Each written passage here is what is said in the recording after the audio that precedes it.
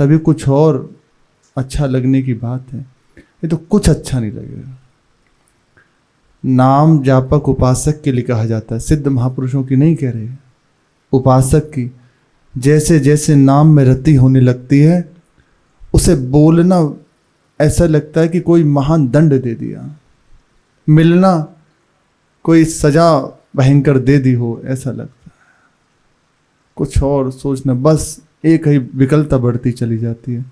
निरंतर नाम रटन हो, निरंतर चिंतन करता रहूं, कोई देखे ना, कोई सुने ना, कोई बोले ना। जहां को देखे सुने न जाने, तहां कहूं बैठ कर रहिए। ये उपासक की स्थिति हो जाती है। सिद्ध महापुरुषों का तो जीवन ही है। वे तो करुणा करके बोलते हैं, करुणा करके हमारी ओर देखते हैं, करुणा करके हमसे बात करते हैं, वरना वे डूबे हुए हैं। उन्हें प्रभु आज्ञा कर रहे हैं, जाओ तुम करो, जो भटके हुए जीव हैं उन्हें हमारे सम्मुख करो। उनकी आज्ञा का पालन है ना। भयानक उनके हृदय में ऐसी असह्य पीड़ा, नाम का विस्मरण, रूप का थोड़ा भी यद्यपि होता नहीं है, लेकिन भास मात्र से हृदय विकल हो जाता है।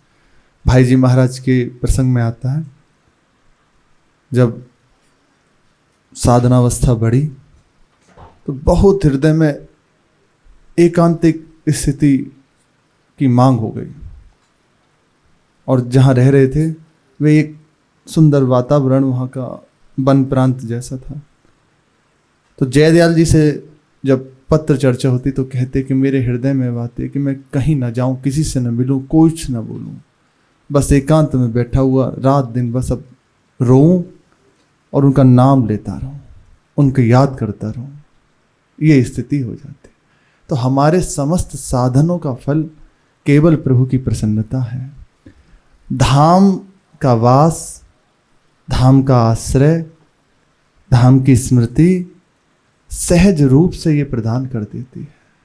धाम धामी अभेद है और विशेष महिमा धाम की है। आप कैसे भी हो, कोई हो, धाम में आ गए, धाम का आश्रय ले लिया, तो निश्चित हो गया कि आपको प्रभु के पास जाना है, आपको प्रभु की प्राप्ति करनी है, निश्चित हो गया। अरे चिड़िया प्रवेश कर जाए, ऐसा श्रीपाद कह रहे हैं कि यदि कोई जीव प्रवेश कर जाए सीमा यत्र प्रविष्टो सकलोप जंतु, इस व्रत 84 कोष की सीमा में, तो नित्य सहचरी पद उसे प्राप्त हो जाता है। ऐसी दिव्य महिमा है धाम की। ये प्रभु से भी बढ़ के है और विपिन भूतल पर प्रकट रूप में विराजमान है। अनंत महिमा है। ये तो कुछ महिमा श्रवण कथन करके अपना सौभाग्य हम बढ़ा रहे हैं। अद्भुत महिमा, अनंत महिमा है। बहुत शास्त्रों में वर्णन है। संतजन जीते ही इसी आधार पे।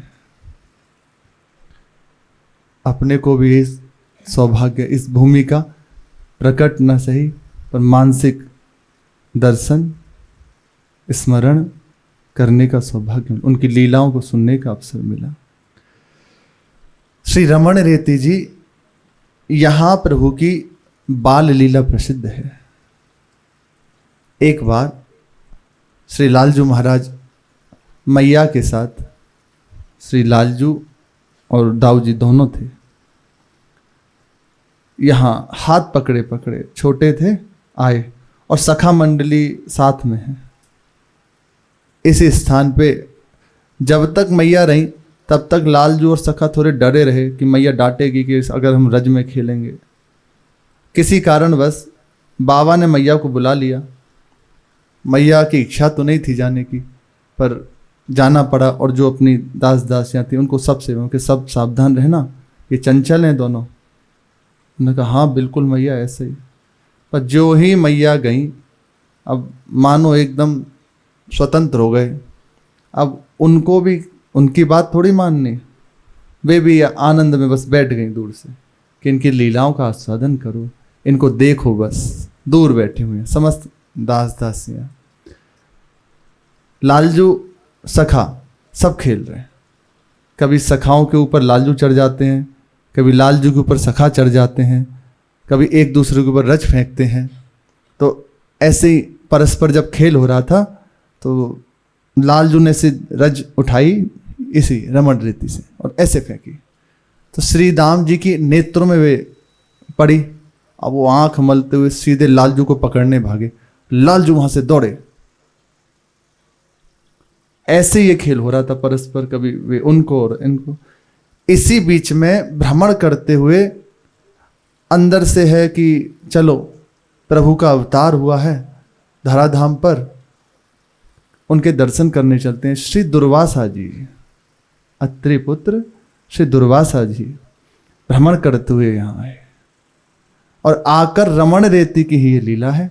रमण रेती के समीप एक कदम्ब वृक्ष के नीचे खड़े हो गए। उन्होंने देखा धूलि धूसर सर्वांगम।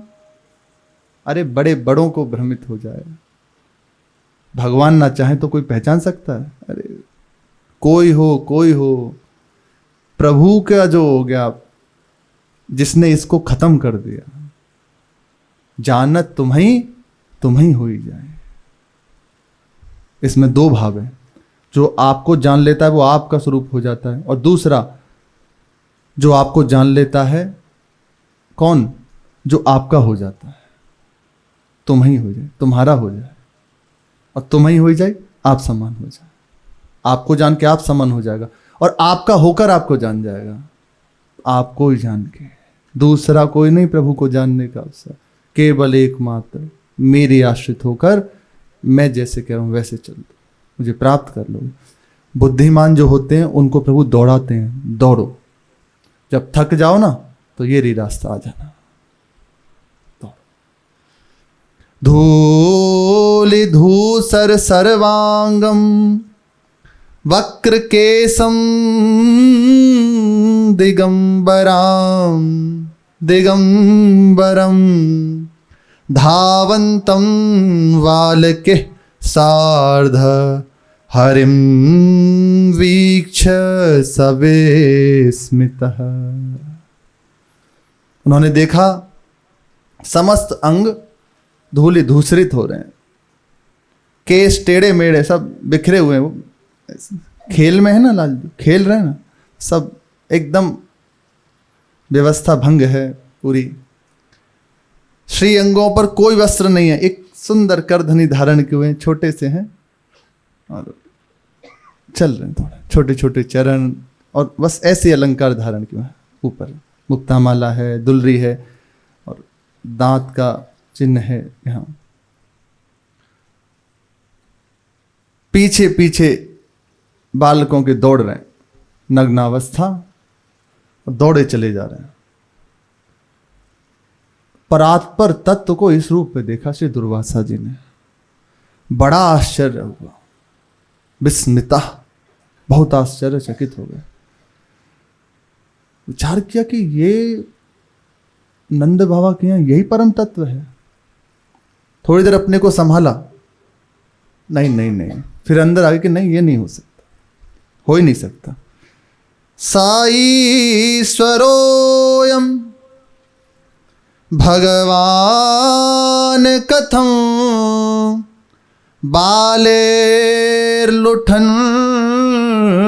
भुवि अयम तो नंद पुत्रोस्ति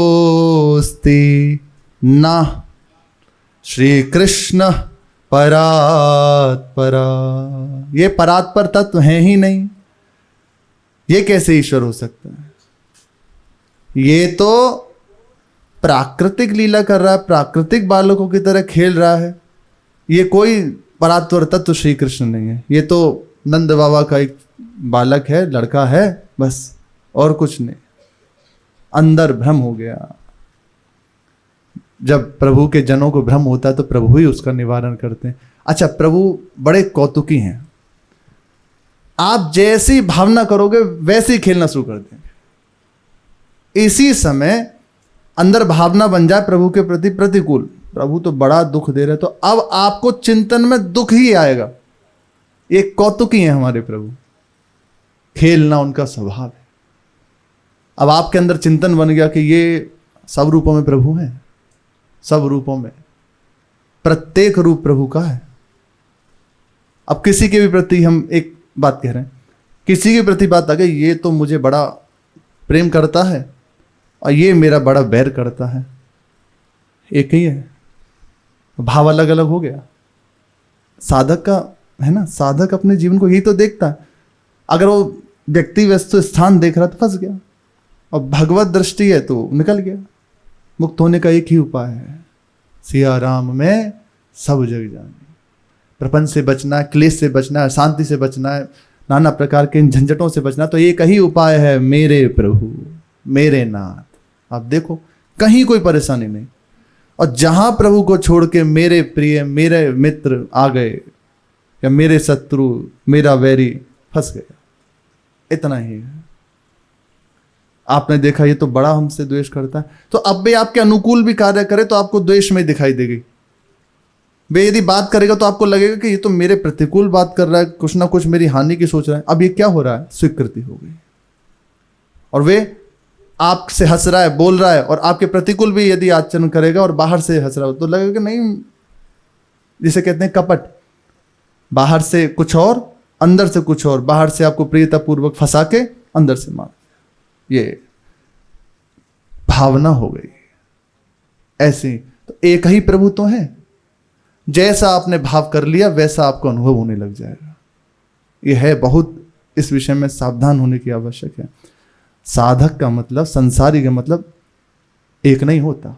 संसारी साधक में यही है, संसारी जन जो प्रभु से विमुख हैं वे क्रिया पर दृष्टि रखते हैं, जो सामने है बस, और साधक कारण पर दृष्टि रखता है, उसके नेत्रों के सामने केवल प्रभु होते हैं।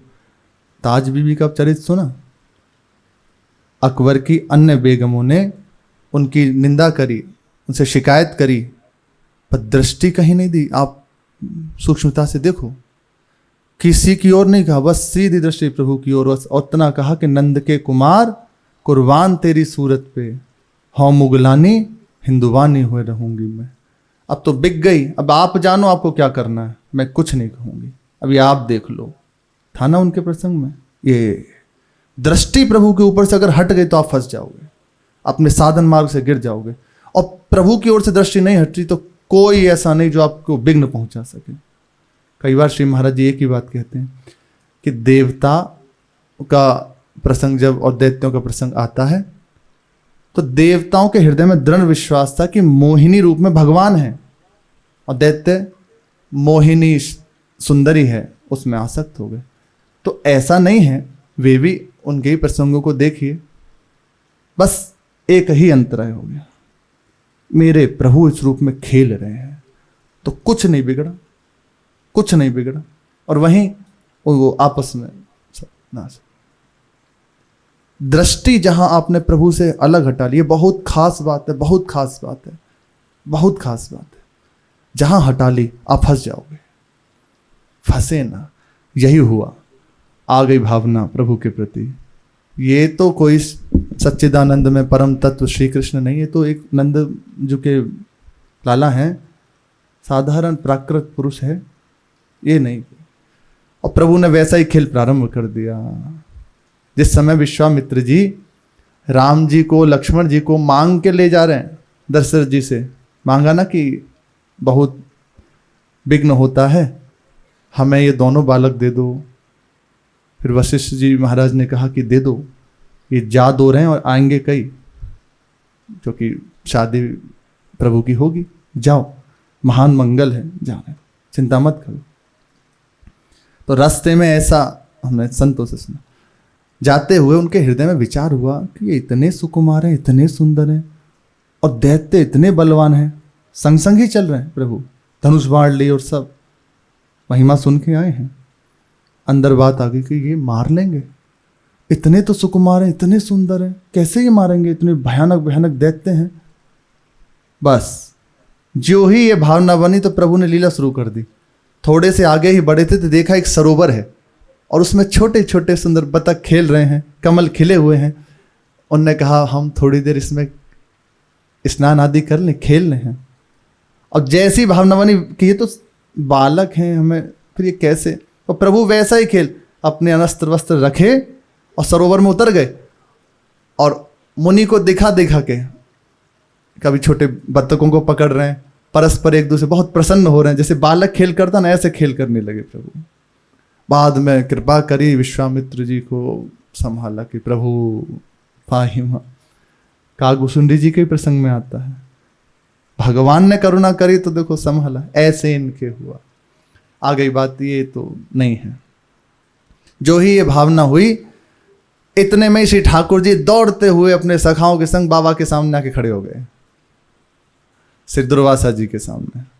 अब उनका अभिसार, उनके तो अंग शिथिल हो गए, पर अंदर है कि ये अब बुद्धि काम करना बंद कर दी, क्या सत्य है क्या असत्य है। वो बैठ गए रज में।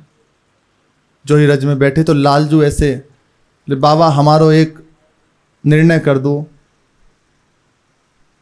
चुप, मौन, कुछ नहीं बोल रहे, बस देख रहे कि हो क्या रहा है। इतने में ही लालजू आए और गोदी में बैठ गए। कहा कि बाबा ये बताओ, तुम बहुत देर से लीला देख रहे हो, कौन जीतो, हम जीते कि हमारे सखा जीते?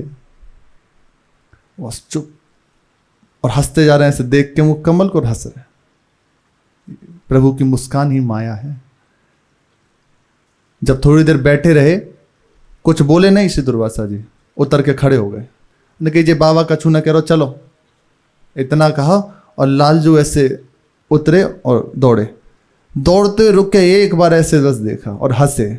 अब ये जो हंसना था, हंसते हंसते और सांस ली तो श्री दुर्वासा जी श्वास के साथ अंदर प्रवेश कर गए लालजू के उदर में, मुख खोल के।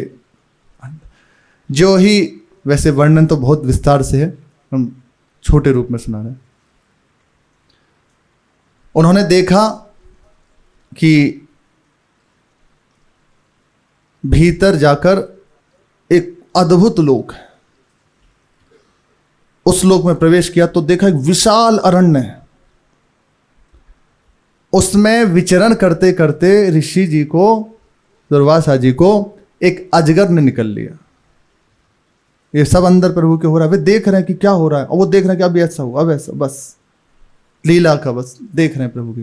ये तो बहुत विस्तार से इसको छोटे रूप में सुना रहे। एक अजगर ने निकल लिया। उसके उदर में जाकर देखा कि एक विशाल ब्रह्मांड है अजगर के उदर में। वहां ब्रह्मांड का दर्शन किया। वहां देखा कि एक श्वेत पर्वत है। वहां जाकर दुर्वासा जी बैठ गए और 7 कोटि 100 करोड़ वर्षों तक तप करते रहे। 100 करोड़ वर्षों तक। अभी अंदर प्रवेश किया है और ये चर्चा चल रही है, देख रहे हैं अंदर। कठोर तप में निमग्न है। जब 100 वर्ष पूरे हुए, 100 करोड़ वर्ष पूरे हुए, तो एक नैमित्तिक प्रलय हुआ और समस्त समुद्र, पृथ्वी आदि सब से दुर्वासा जी के पास आए। प्रचंड रूप से प्रलय का समय ना, बस दुर्वासा जी ने देखा कि मैं उस समुद्र में गिरा और कितने समय तक उसी में प्रवाहित होते रहे, थपेड़े खाते रहे उसके। असह्य बेग उसका, हाँ करके पुकारा। इसी में 1 सहस्त्र युग व्यतीत हो गए, युग व्यतीत हो गए।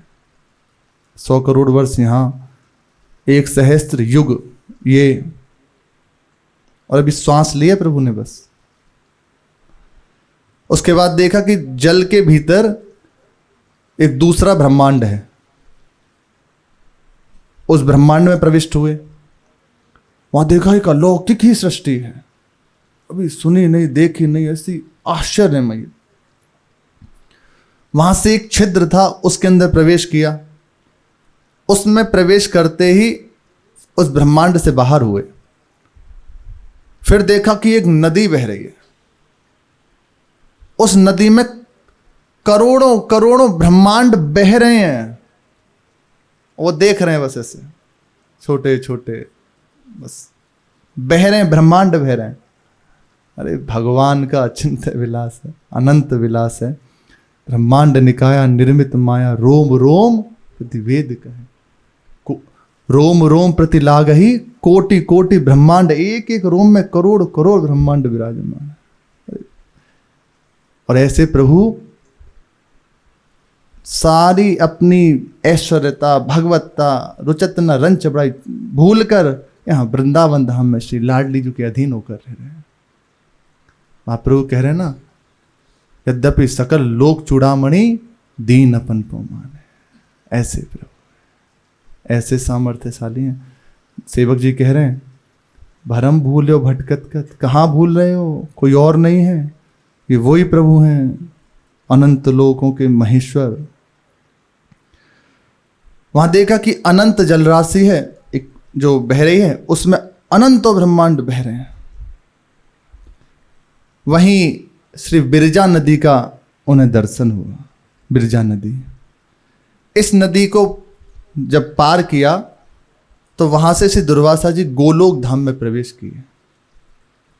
यहां से फिर गोलोक धाम में श्री जी और लालजू जहां विराजमान हैं उस कुंज की ओर बढ़े तो बहुत उसका विस्तार से वर्णन है कि प्रथम डोरी, द्वितीय डोरी, ऐसे करके पूरे। फिर जब मुख्य जहाँ श्री श्यामा श्याम विराजमान है वहाँ जब पहुँचे तो नेत्रों के सामने केवल एक दिव्य तेज पुंज है।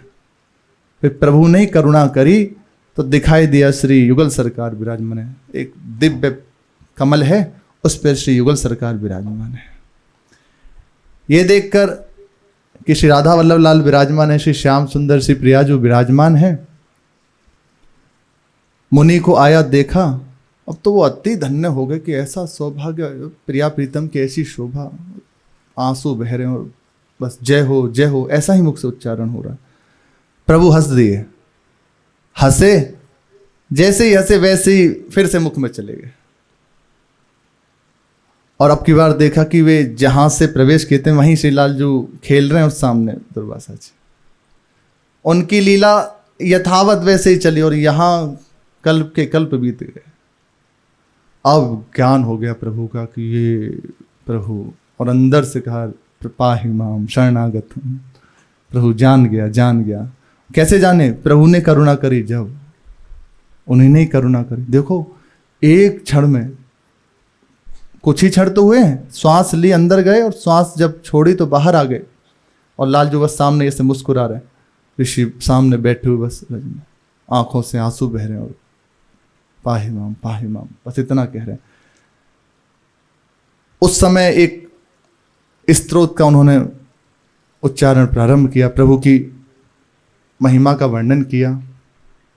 बालम नवनीत सतपत्र विशाल नेत्रम, बहुत सुंदर ये स्तोत्र है।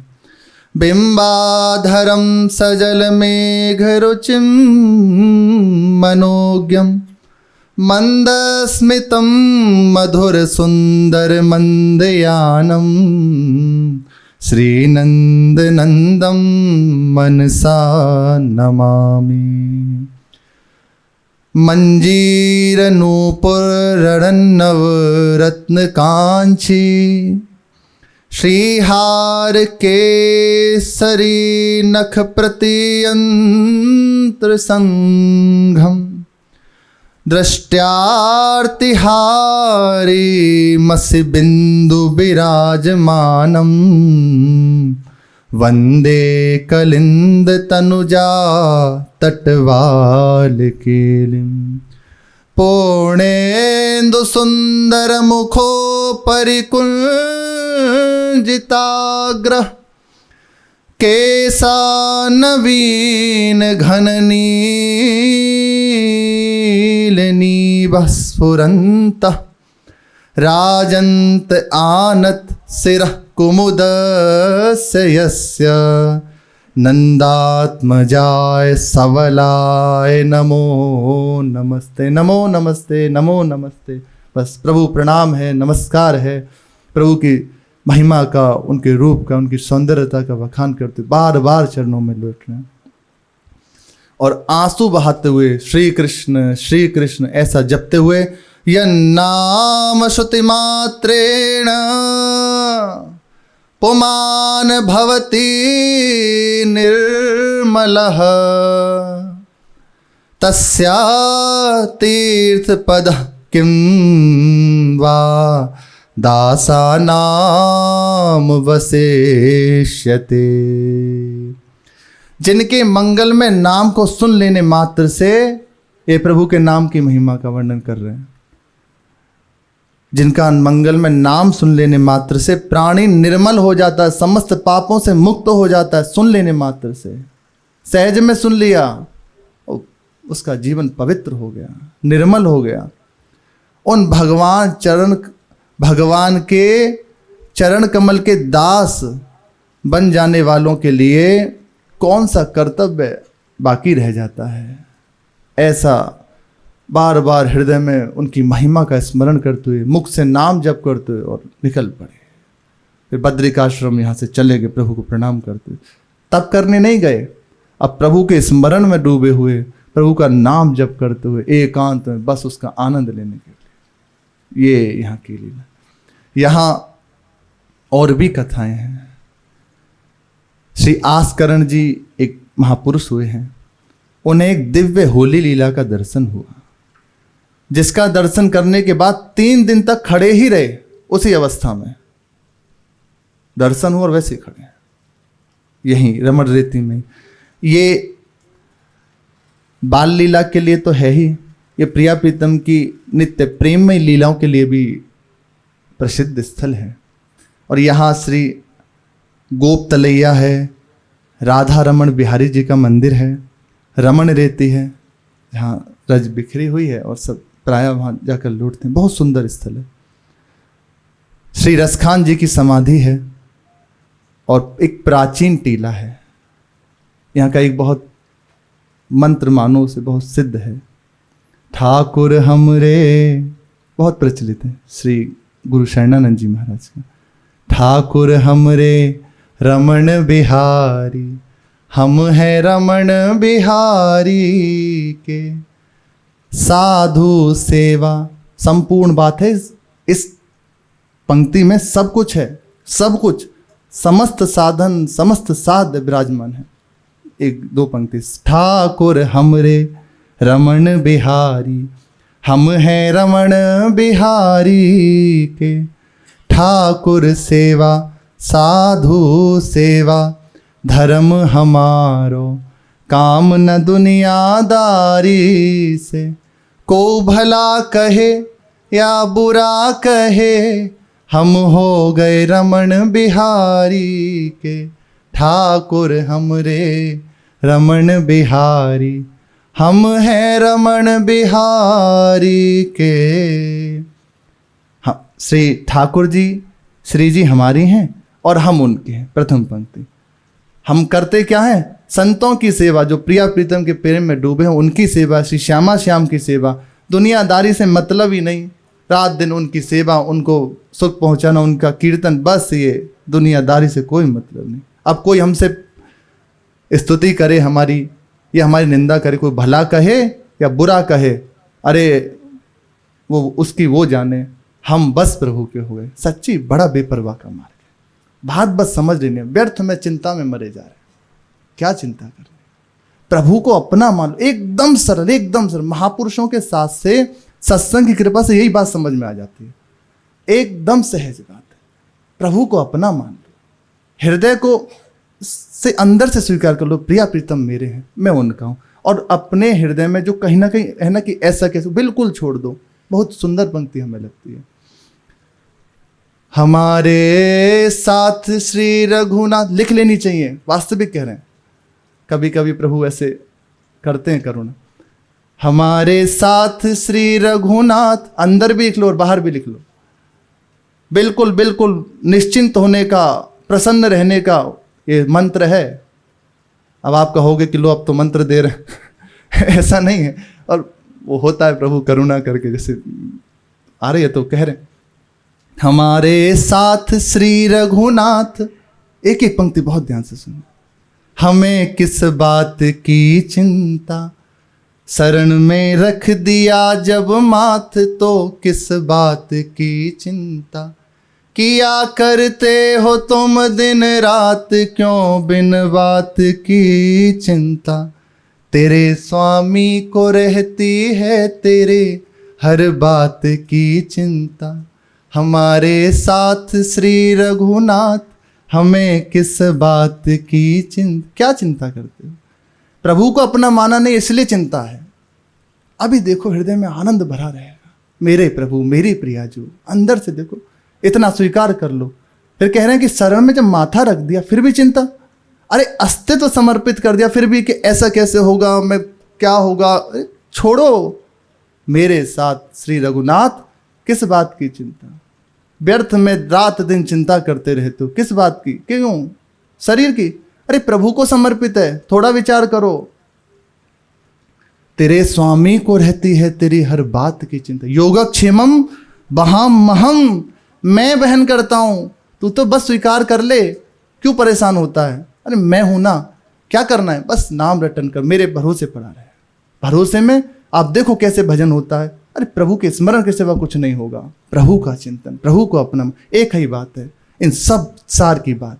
श्यामा श्याम हमारे, हम उनके। अब उनके भरोसे जीवन का बस चलते चलो, उनका नाम रटन, उनकी सेवा, उनके प्रेमी जनों का संग। दुनियादारी से मतलब नहीं, अभी आनंद में। कुछ और पकड़े हुए, कुछ और करना चाहते हैं, इसलिए परेशानी है। शेष चर्चा श्री राधा वल्लभ लाल की जय।